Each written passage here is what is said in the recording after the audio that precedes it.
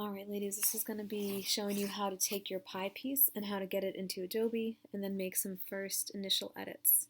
So you have your circle template, you have it divided with your guidelines, you have your line segments dividing all your circle quadrants.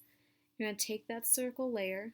If you have not already, make sure you've titled that layer circle. Then I want you to lock it. Then I want you to toggle it so you don't see it.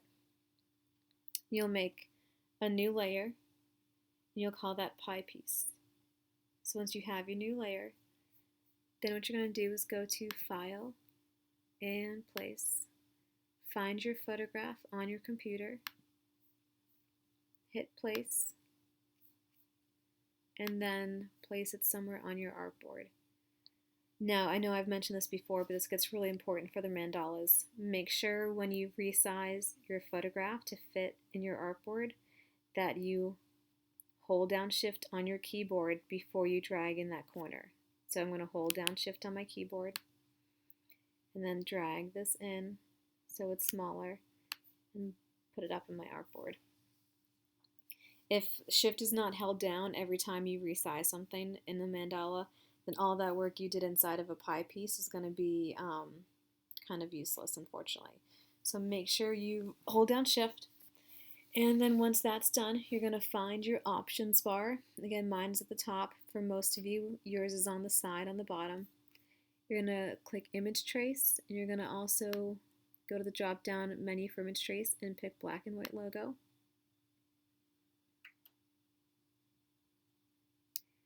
And you're going to make sure everything looks good. It looks like I have some gaps in my mountains. And it also looks like I have some gaps in this rabbit, which means that this rabbit's probably not going to fill with a color. The mountains I don't need, they weren't going to get filled, so that's fine if they have some gaps. But everything else looks like it's a closed shape. No information I don't want. So if everything looks good, what you need to do is click Expand. And now everything's going to be editable in Adobe. So for most of you, you're going to have to, actually for everyone, you're going to have to do a couple things.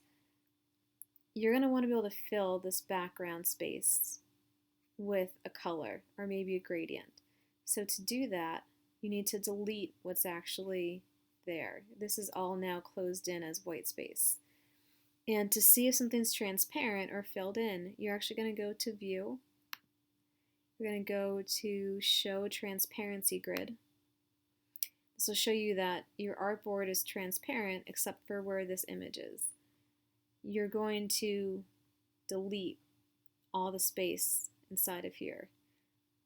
So you're going to use your direct selection tool. You're going to click A, use your direct selection tool, and you're going to click in the negative space, outside the negative space, back in it, and then hit delete. See how that's nice and transparent now? Same thing in here. You want to click in the pie piece, outside of it, back inside again, and hit delete. And now this view gets a little bit, I think, disturbing to look at, the transparency grid, so I like to hide it once I'm done with it. To hide it, you go to View and Hide Transparency Grid. And then the last thing we're going to do for cleanup is we're going to delete this area here. Now for deleting things, you can either use your direct selection tool, which I'm still on, that white arrow. I can select a little bit of it, hit delete, delete, and that makes it go away. You can also use your lasso tool. And then the last thing I'm going to delete is this border. It's not touching any of my artwork, so I can go ahead and delete on that.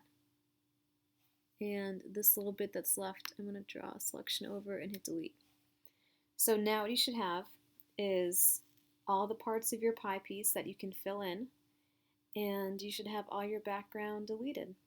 And I think the next thing you're going to do is use your selection tool, your black arrow, select any part of your artwork, and then hit K, and then go ahead and start filling in colors. To do that again, you're going to click on the fill, you're going to pick a color,